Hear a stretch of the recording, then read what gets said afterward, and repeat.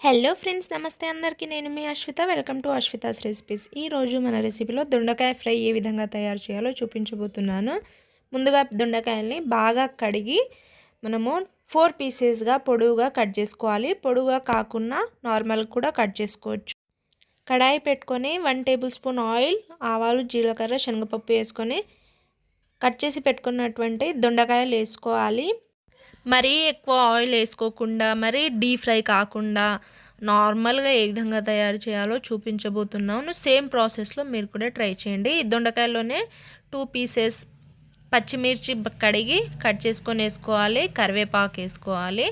ఆ తర్వాత ఇలా బాగా ఒకసారి మొత్తం కూడా కలుపుకోవాలి. ఇలా కలుపుకొని ఒకసారి మూత పెట్టేసి తర్వాత తీసి చూస్తే ఈ విధంగా కొంచెం ఉడికి దగ్గరై ఉంటుంది. ఫ్రై అయింది కాసింత. సాల్ట్ కానీ పసుపు ఏం వేసుకోవద్దు. జస్ట్ ఆయిల్లో ఇలా కొంచెం ఫ్రై అయ్యాక దాంట్లో మనం ఒక ఆనియన్ వేసుకోవాలి. మీడియం సైజ్ ఆనియన్ కట్ చేసుకొని వేసుకున్న తర్వాత అవి కూడా ఫ్రై కానివ్వాలి. ఇలా ఫ్రై అయ్యాక 1 టేబుల్ స్పూన్ సాల్ట్ వేసుకోవాలి. ఆ తర్వాత 1 టేబుల్ స్పూన్ పసుపు వేసుకొని ఒకసారి ఇలా బాగా కలుపుకోవాలి. ఇలా కలుపుకున్న తర్వాత అన్నీ కూడా కలిసేటట్టు కలుపుకొని ఒక 2 to 5 మినిట్స్ వరకు వదిలేయాలి. ఆ తర్వాత మూత తీసి చూస్తే ఈ విధంగా ఉడికి ఉంటుంది.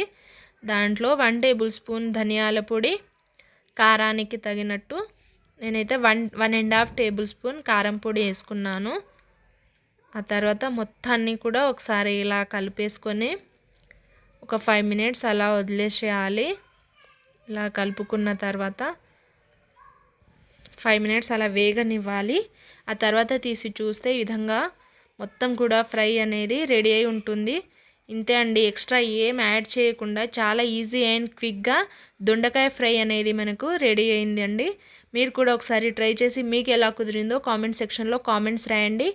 నేను చూపించిన విధంగా వీడియో మొత్తం చూసి మీరు కూడా సేమ్ ఇలాగే ట్రై చేయండి. అన్నంలోకి, చపాతీలోకి, రోటీలోకి చాలా టేస్టీగా ఉంటుందండి. చాలా ఈజీ అండ్ క్విక్గా రెడీ అయిపోతుంది.